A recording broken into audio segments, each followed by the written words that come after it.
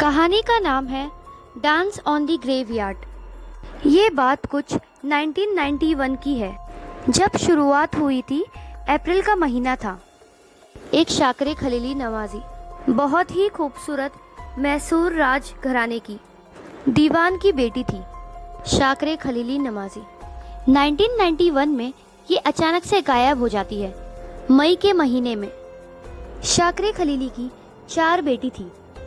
3 उनसे अलग रहती थी और एक उनके साथ। जो साथ रहती थी उसका नाम था सबा खलीली।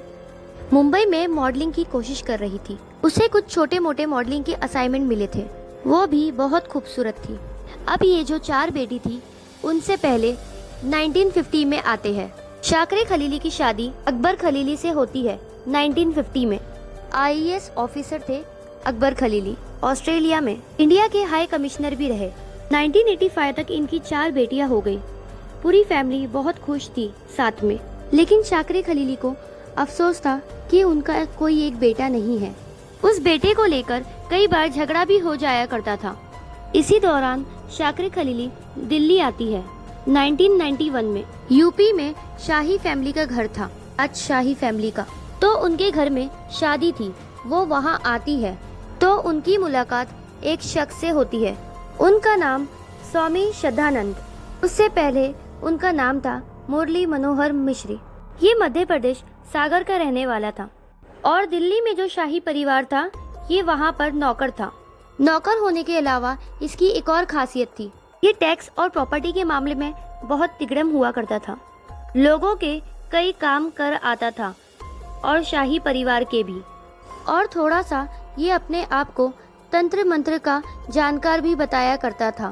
जब शाकरे खलीली मुरली मनोहर से मिलती है तब उसे पता चलता है कि शाकरे खलीली की 4 बेटियां हैं, तो उनको एक बेटा चाहिए, इसीलिए जाल में फंसाता है।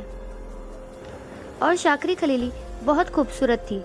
मुरली मनोहर जाल में फंसाता है शाकरे खलीली को कि उसे बेटा हो जाएगा। इसी वजह से शाकरे खलीली मुरली मनोहर के जाल में फंस जाती है। इस बीच दोनों में रिलेशनशिप हो जाती है, दोनों में प्यार हो जाता है। लेकिन यहाँ दोनों की अलग अलग वजह थी। शाकरे खलीली को लगा उसे एक बेटा चाहिए था, तो स्वामी श्रद्धानंद उसकी ये मुराद पूरी करेगा। और स्वामी श्रद्धानंद को पता था मैसूर राजघराने दीवान की बेटी थी और अरबपति है, और उसकी नज़र शाकरे खलीली की दौलत पर थी। उसने उस दौलत को पाने के लिए मोहब्बत का नाटक किया। यहाँ तक बात ठीक थी।